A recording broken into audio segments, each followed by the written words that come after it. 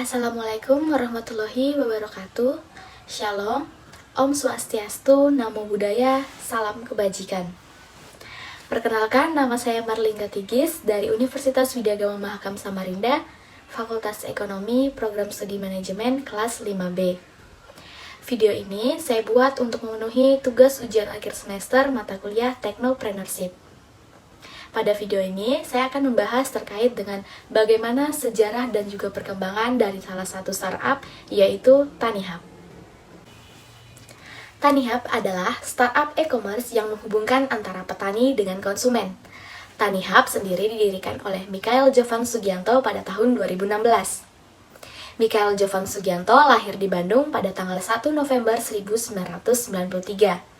Ia merupakan lulusan sarjana Sistem Informasi dari Binus University.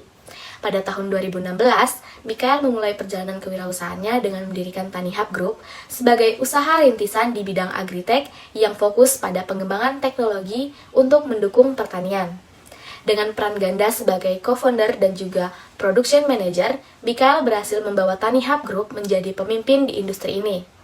Keberhasilan Mikhail dalam menggabungkan pendidikan di bidang teknologi informasi dengan visi kewirausahaan yang kuat membuatnya menjadi inspirasi bagi banyak orang di dunia pertanian dan teknologi. Sebagai sebuah negara agraris, solusi digital di sektor ini masih memberikan banyak peluang. Atas dasar itulah, Mikhail Jovan, mahasiswa Bisnis Information System Binus Internasional, bersama teman-temannya mendirikan TaniHub. Berangkat dari kondisi tersebut, TaniHub, startup yang bergerak di ranah e-commerce, bahan pangan ini pun hadir. Tani Group sendiri percaya bahwa permasalahan di sektor pertanian terlalu banyak untuk diselesaikan sendiri. Untuk itu, kolaborasi dari stakeholder, termasuk regulator dan berbagai pemain industri, mutlak diperlukan. Sebagai penghubung antara petani dengan konsumen, TaniHub menyediakan sebuah platform, yaitu sebuah aplikasi untuk para petani dalam memasarkan produknya secara langsung tanpa adanya perantara atau reseller. Di dalam aplikasi tersebut, terdapat berbagai macam produk yang ditawarkan seperti buah, sayur, daging, dan ikan. Sejauh ini, TaniHub telah memiliki kurang lebih 16.000 petani yang tergabung dalam 600 kelompok tani. Berkat peningkatan efisien dalam distribusi hasil panen, pendapatan mereka atau para petani meningkat hingga 30% dari sebelumnya.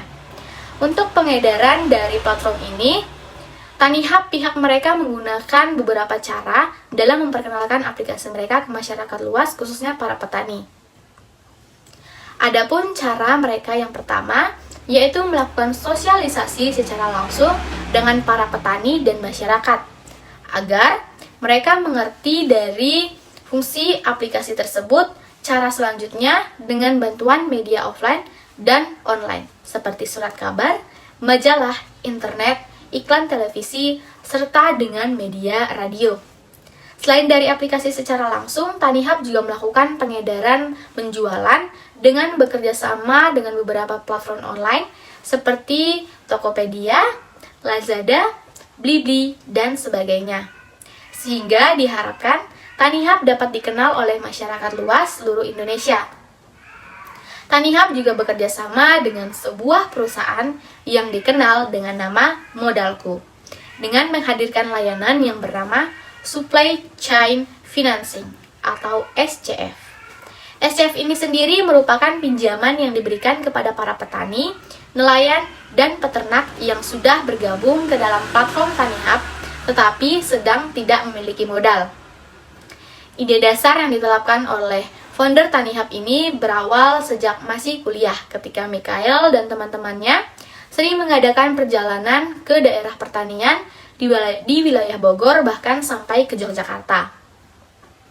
Mikhail dapat melihat langsung bahwa kehidupan petani di daerah tersebut masih tergolong miskin untuk negara sebesar Indonesia yang merupakan sebuah negara agraris.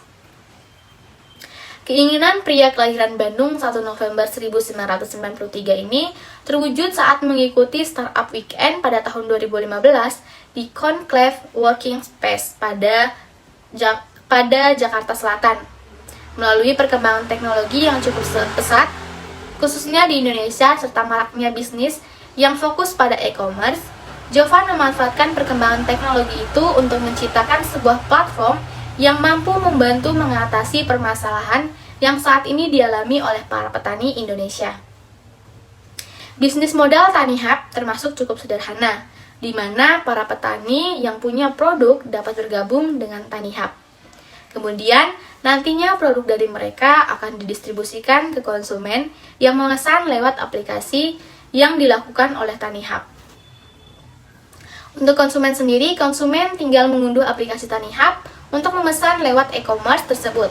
Adapun produk beragam yang ditawarkan dalam aplikasi Tani Hub ini yaitu tersedianya beras, sayuran, buah, hingga produk peternakan seperti telur. Pada saat ini, Tani Hub menerima semua kalangan petani, yaitu mulai dari petani padi, hortikultural, sampai peternak seperti ayam dan telur.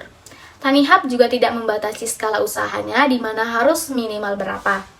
Seluruh kalangan petani dapat bergabung dengan e-commerce ini dengan ketentuan syarat utama yaitu mereka mampu memenuhi standar kualitas.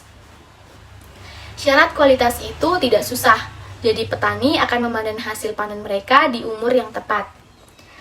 Saat tetap menjaga penampilan produk agar tetap bersih dan juga menarik. Selanjutnya, para petani juga harus menjaga ketersediaan produk untuk mengatasi adanya kritik dan pembeli ketika ingin membeli produk dalam kuantitas yang banyak. Untuk teknisnya, dalam tim manajemen Tani Hub terdapat ahli IPB yang menangani soal standar kualitas mulai dari hulu hingga pasca panen. Tani Hub membeli 10% dari atas harga jual mereka ke middleman atau tengkulak. Pada awal pembukaan e-commerce Tani Hub ini, terdapat sekitar belasan transaksi perharinya. Bila dilihat dari aplikasi mobilnya, Tani Hub menyediakan 6 kategori produk yang dijual seperti sayuran organik, sayuran non-organik, hasil ternak, buah non-organik, dan buah pangan organik. Untuk melakukan transaksi, pengguna harus melogin ke dalam aplikasi terlebih dahulu, memasukkan data berupa nomor telepon dan alamat pengiriman, lalu memilih item. Meski mengklaim tidak ada minimum order, namun pada saat mencoba aplikasinya terdapat notifikasi untuk membeli setidaknya 5 item pada keranjang belanja. Untuk sistem pembayarannya, menggunakan sistem pembayaran melalui transfer bank dan tidak menggunakan ongkos kirim dalam sistem transaksinya. Namun, operasional mereka hanya sebatas di wilayah Jabodetabek saja. Dengan usaha yang telah Tani Hub lakukan, untuk saat ini ada beberapa komoditas pertanian yang telah berhasil diekspor lewat Tani Hub, yang mencapai 3-5 miliar untuk 1 bulannya.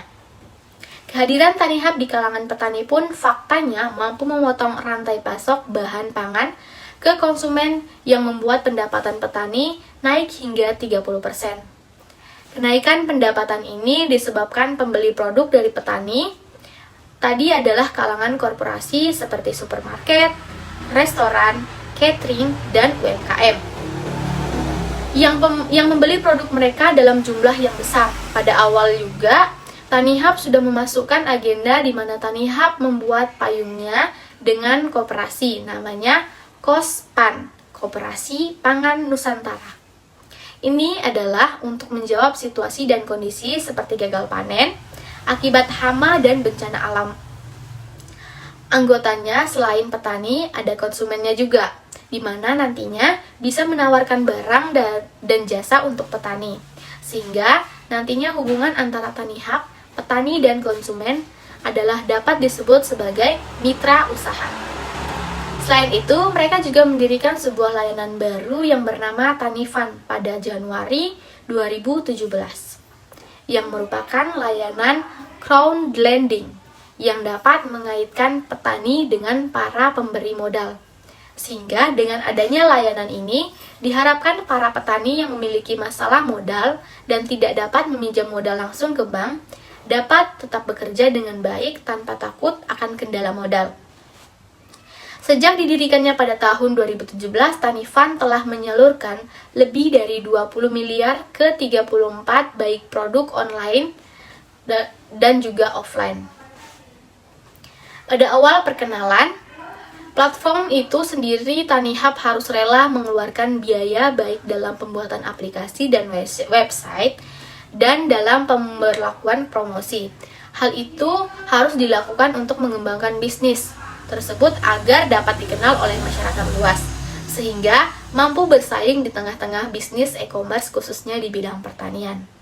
Untuk pemasukan sendiri, menurut analisa dari penulis, Tanihub mendapatkan pendapatan dari iklan, investasi, biaya langganan aplikasi, lisensi, serta penjualan saham. Sedangkan dalam proses transaksi, Tanihub hanya mengambil kurang lebih 5-10% dari hasil penjualan tersebut, sehingga tidak terlalu merugikan petani, khususnya dalam hal ekonomi. Sekian yang dapat saya sampaikan. Apabila ada salah kata dan kurang lebihnya saya mohon maaf. Saya akhiri. Assalamualaikum warahmatullahi wabarakatuh. Shalom, Om Swastiastu, Namo Buddhaya, salam kebajikan. Terima kasih.